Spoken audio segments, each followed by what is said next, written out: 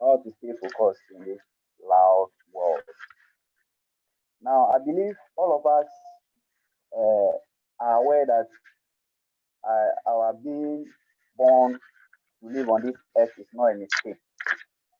And if you have that belief that you being alive and moving about on this planet is not a mistake, then you should also know that there is a reason why your being alive is not a mistake.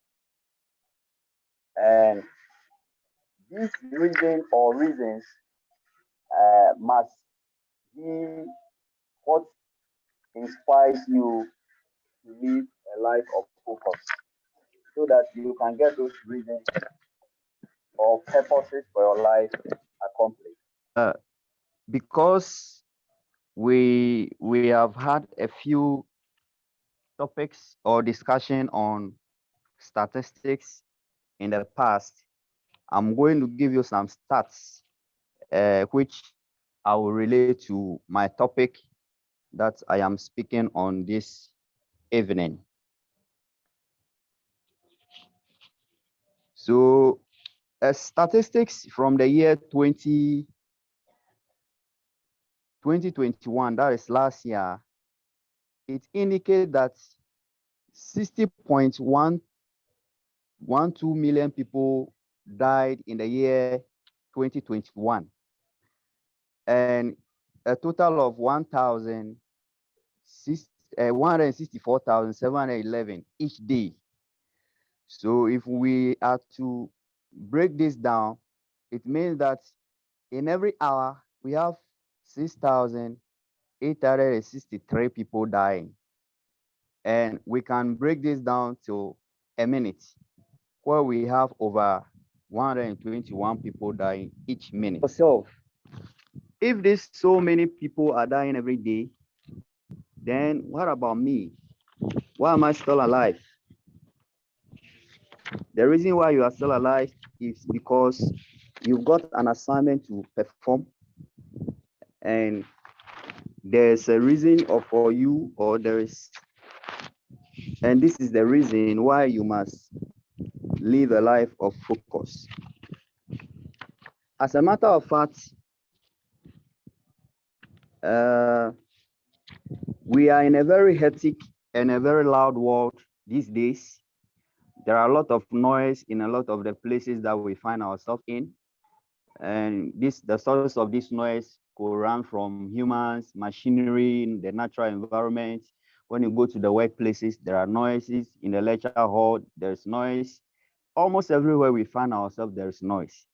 And as a result, this makes it difficult for us to stay focused, to be able to achieve or accomplish certain goals that we have set for ourselves.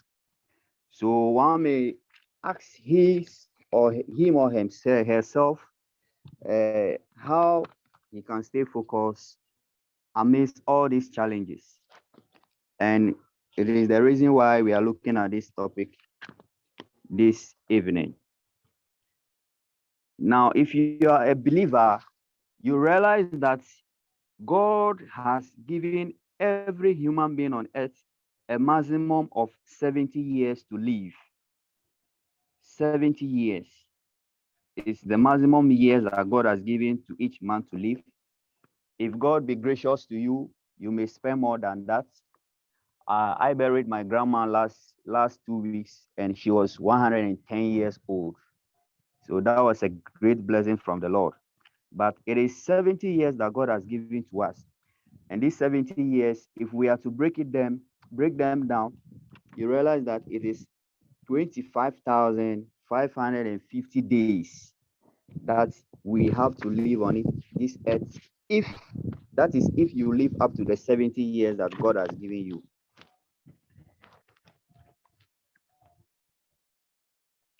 So if you are someone who sleeps 24, you sleep 8 hours a day, it means that the whole of your lifetime, you are spending 1/3 of your life, because we have 24 hours in a day. So 8 hours times 3, That will give you 24 hours.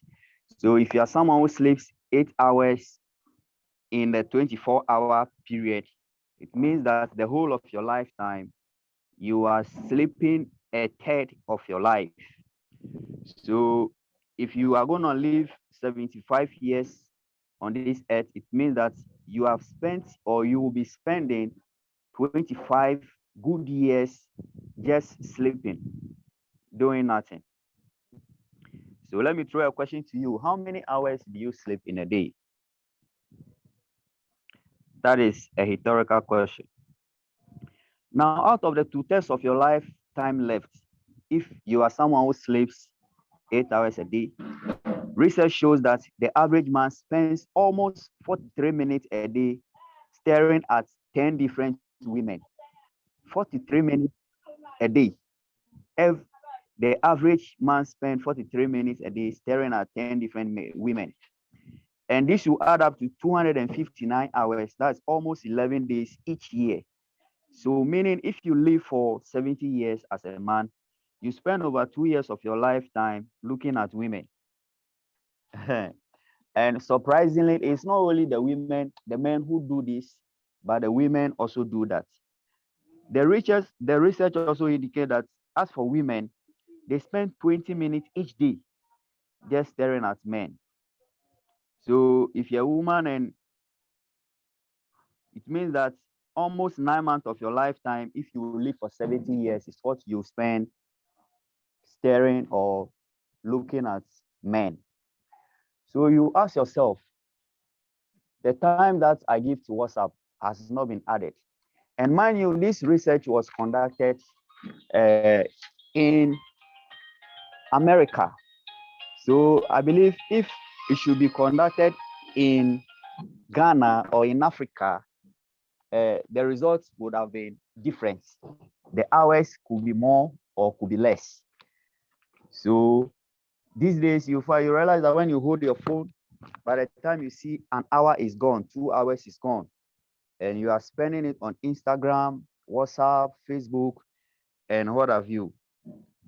So if you are to take all these, if I may put it, times that are spent probably not doing what is needful or necessary, you realize that we have a few years which we can put into this to do something meaningful for yourself, to live the purpose for which you are on this earth, or to be able to accomplish the goals that you have set for you. So you realize from this few things I've said so far that it is really very important for us to be able to stay focused. But someone may ask that, how do I stay focused amidst all these challenges? How do I make it? How do I do it amidst all these challenges? Now, I'll be giving you, because of time, I may not go into details, but I'll be giving you some key things that can enable us to be able to live a life of focus in the midst of all these distractions around us. And one of the ways or the best ways by which we can stay focused in this loud world is to live a life of purpose, to live a purposeful life. As a matter of fact, people living lives of purpose are more focused amidst distractions and are highly successful people. So someone may ask, what is purpose at all? Like, what is it? Now, your purpose is really is simply the reason why you are alive today. Your purpose is simply the reason why you wake up today. That's when you slept last night, you didn't die, you are alive, and you are part of this meeting. It is because of your purpose. So when you know the particular purpose for which you live to serve, uh, it becomes very easier for you. Okay. Thomas Kyle, he was a popular writer, It says that a person with a clear purpose will make progress even on the roughest road, but a person with no purpose will make no progress even on the smoothest road. So this tells you how important it is to live a life of purpose. Now, ignorance of this will lead to a lot of wasted hours every day of our life.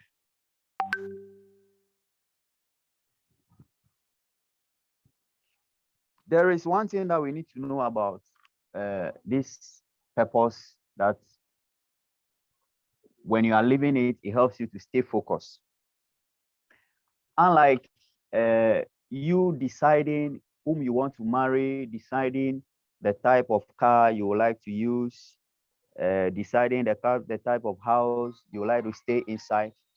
Uh, for purpose, it is a different thing altogether. Purpose is not something that we choose.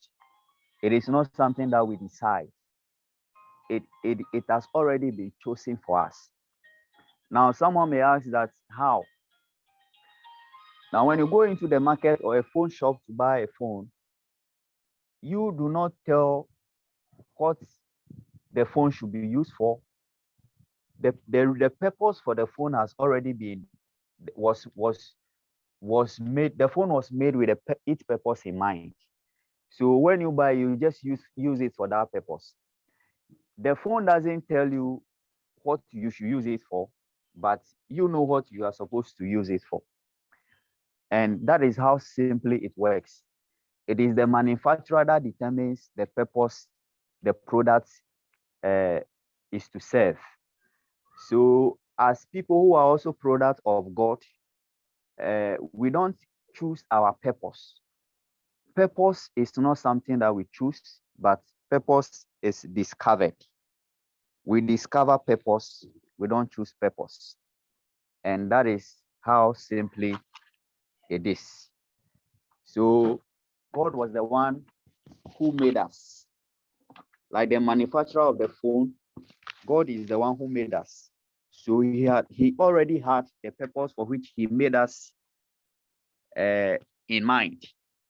So all we have to do is to follow follow God so that he can help us to be able to discover the purpose for which we are living to serve. I'm going to run very fast now uh, so that there can be room for questions if there will be any. Now, so how do you discover purpose? As a matter of fact, discovering purpose has been something that has been very difficult for so many people over the years. There are people who have died in age 80 and they never discovered the purpose for which they came to earth. There are people who are as young as 15 years old and they know the purpose for which they live to serve. But the onus lies on us to be able to discover our purpose. Now, so I have 5 questions here, which I would like you to write it down if it is possible. Uh, in your quest to discover your purpose, you should be able to ask yourself these 5 questions. It will help you to be able to discover your purpose. So the first one is who am I? Who am I? Who am I is a question of identity.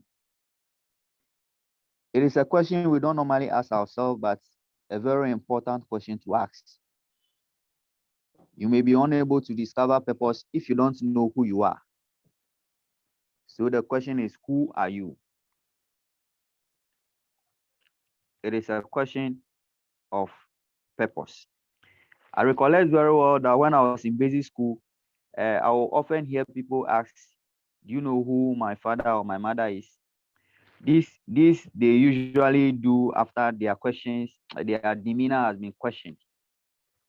They feel their actions should have something to do with their relations or their identity. So as simple as it is, if you know who you are, it helps you to to do things the way it can be identified with who you are. And the second question is, where am I from? Where am I from is a question of source or heritage. Just like the sense of identity, the question of source or heritage also affects what purpose you live to serve. For example, if you are sent to Japan as an ambassador of Ghana, you don't serve the purpose of any nation, but the nation that sent you there, in this case, Ghana. That is how it works. You don't serve the purpose of Japan. So when we forget the source, it will cause us to stray. So you ask yourself, where am I from? And I believe where we are from, we can trace it to God. God is our source. And then you also ask yourself, the third question that you need to ask yourself is, who am I? Why am I here? Why am I here? Why am I here is actually has to do with purpose. And it is the main focus uh, at this very hour that I'm talking about. The fourth question is, what can I do? You ask yourself, what can I do? So all these questions are important in your case to discover who you are. What can I do? What can I do is a question of potentials or abilities. Everybody has been endowed with certain abilities and gifts. As a matter of fact, there is no human being on earth without a gift. There is none at all. Even those who are disabled, they have gifts. There is nobody on this earth who is not gifted. So you ask yourself, what can I do? What are my strengths? Your strength can lead to your purpose. So you ask yourself, your gifts play a very important role in discovering and leading a purposeful life.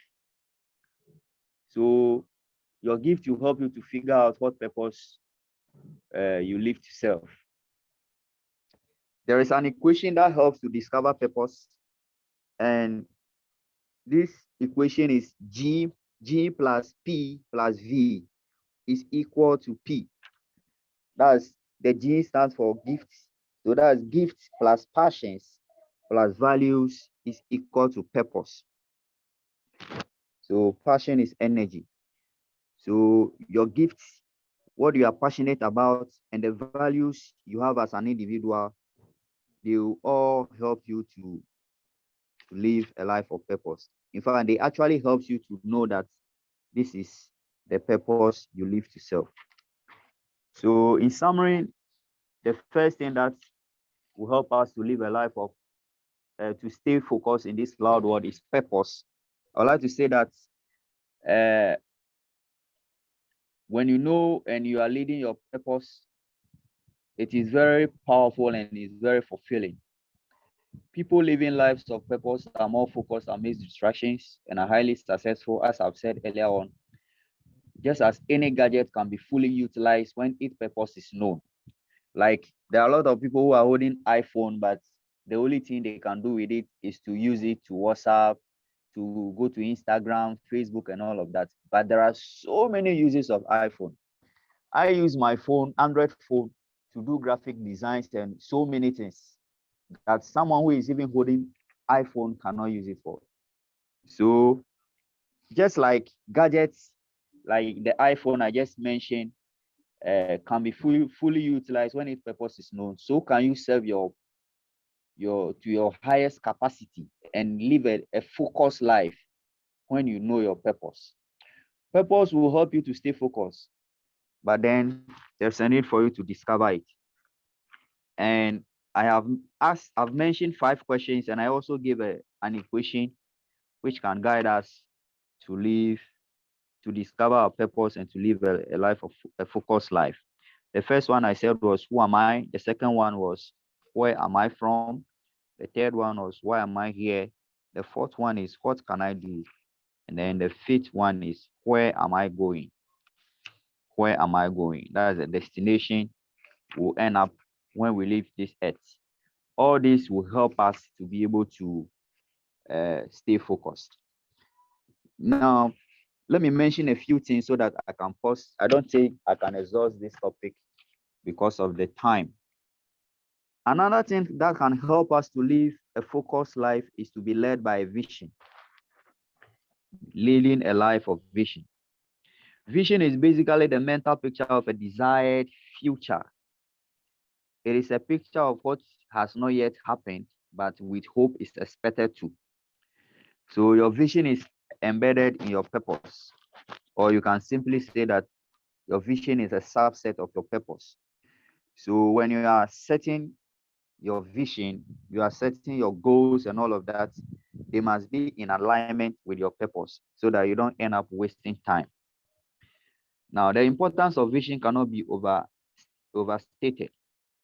It is the bridge between the now and then the desired outcome.